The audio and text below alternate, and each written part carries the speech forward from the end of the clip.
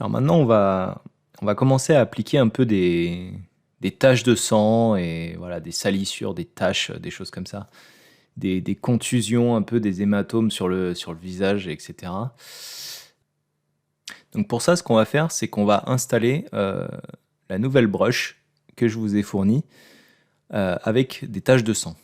Donc on va aller chercher ce fichier dans le dossier. Donc c'est dans ce dossier-là, Blood Splatter. Il suffit de double-cliquer sur ce fichier, le fichier .abr, et on pourra utiliser directement la brush dans Photoshop. Voilà. Donc ensuite, si on prend le pinceau et qu'on ouvre les paramètres du pinceau, donc on va refermer les pinceaux généraux,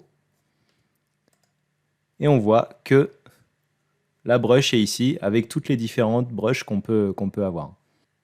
Donc avant de l'utiliser, ce qu'on va faire, c'est qu'on va utiliser un calque de remplissage.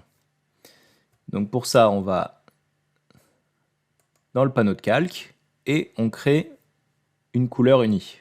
Voilà. Et on va partir sur une couleur un peu bordeaux. Voilà, quelque chose dans ce goût-là. Après, on pourra toujours retoucher très facilement, c'est tout l'intérêt d'un calque de remplissage comme ça. On va le mettre tout de suite en mode incrustation. Voilà.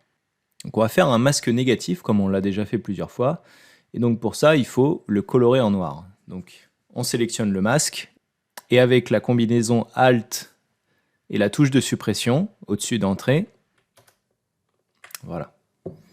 Et donc on va utiliser le pinceau en blanc pour faire apparaître un petit peu quelques taches de sang. Donc après il faut voir un petit peu ce qu'on a envie d'utiliser.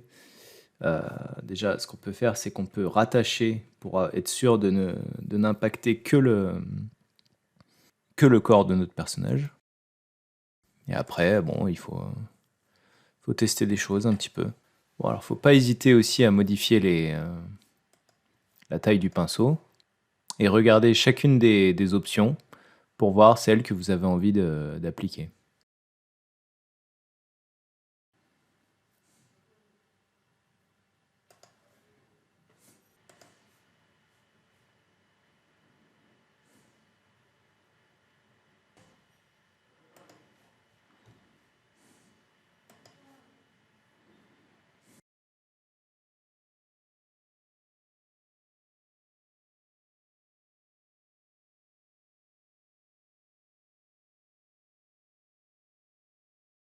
Voilà, donc après, il faut pas hésiter à retoucher un petit peu les tâches qu'on a, en effacer certaines si vraiment ça fait trop.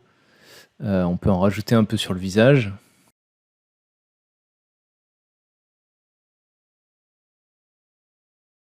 Et après, avec le pinceau normal, donc on retourne dans les pinceaux généraux. On peut aller retoucher vraiment au cas par cas ce qu'on a fait.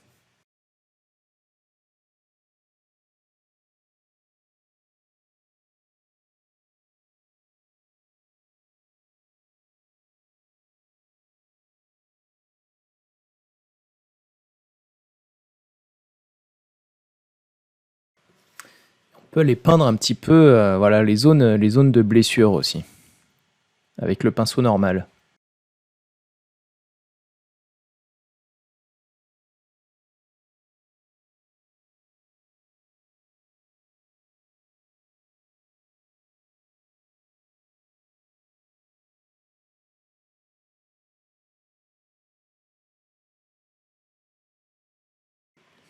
Voilà, et puis pas hésiter à baisser un peu l'opacité si besoin.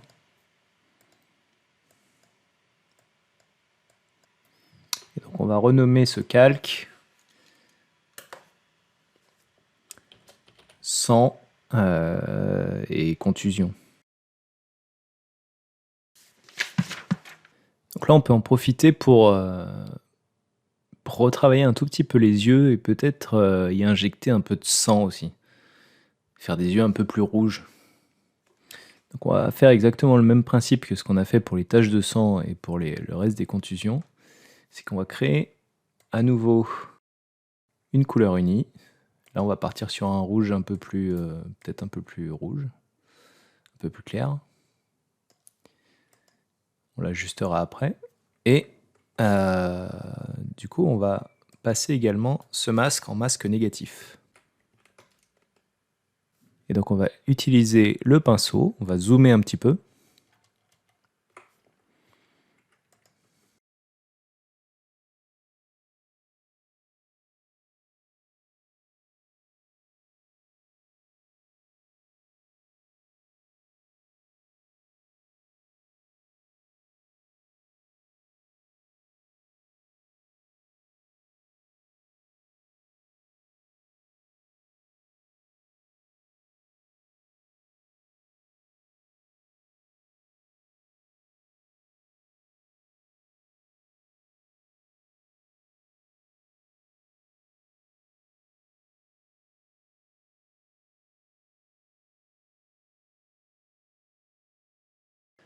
Donc voilà, là, il a les yeux un petit peu